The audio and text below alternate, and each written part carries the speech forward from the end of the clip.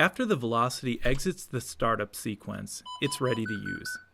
By default, the fryer will start the day in cool mode, which is approximately 250 Fahrenheit or 121 Celsius. Let team members know that at any time, if they want to see the current temperature, set point, and pressure of the fry pot, just press the info button. Now show them how to start a timer. Press the select button next to the desired product. By default, only 4 products will be displayed on the control. However, the velocity control is capable of displaying several pages called cook menus. Each cook menu has different products or groups different products. To access the different cook menus, press the selection button next to the left and right arrows at the top of the display.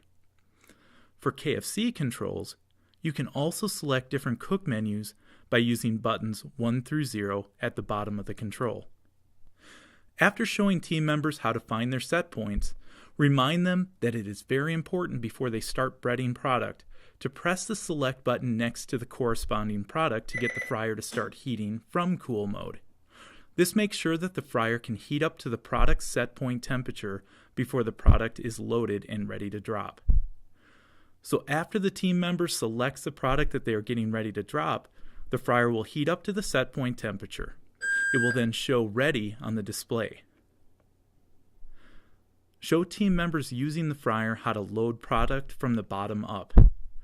This makes sure that the oil fully covers the product. If only dropping 2 head of chicken or 1 rack, use the second slot up from the bottom of the carrier. If dropping 4 head of product or chicken, which would be 2 racks, use slots 2 and 3. For 6 head, racks 1, 2, and 3, and then for 8 head, racks 1, 2, 3, and 4. Always place an empty rack or basket over the uppermost rack of product. This holds product in place on the uppermost rack as it is pushed down into the oil. As a side note, KFC uses racks and a handle that are not provided with the fryer. On the other hand, General Market uses baskets and a larger handle that are provided with the fryer.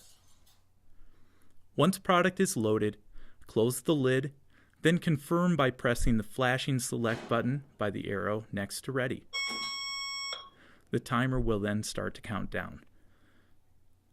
After product's done, the fryer automatically starts a quick filter.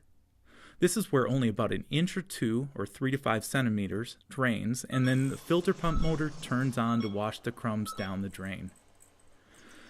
After the quick filter, the fryer enters cool mode.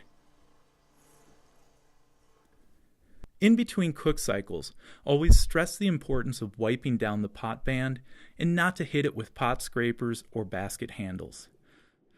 Then show team members how to wipe down the display. You press info twice, and then the select button next to the check mark. That'll hold the display so you can wipe it down.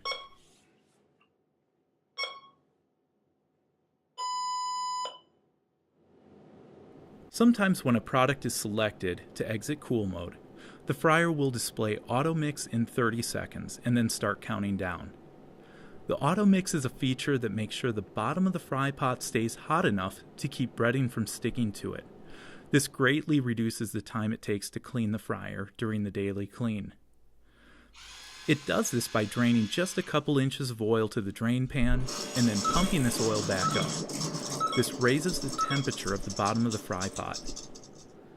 When the auto mix feature counts down, it gives the option to either start it immediately with a check mark or cancel the auto mix with the X. If the timer counts down to 0, it will automatically start the auto mix cycle. Stress the importance of not skipping this cycle, as it really helps keep cleanup time to a minimum during the daily clean.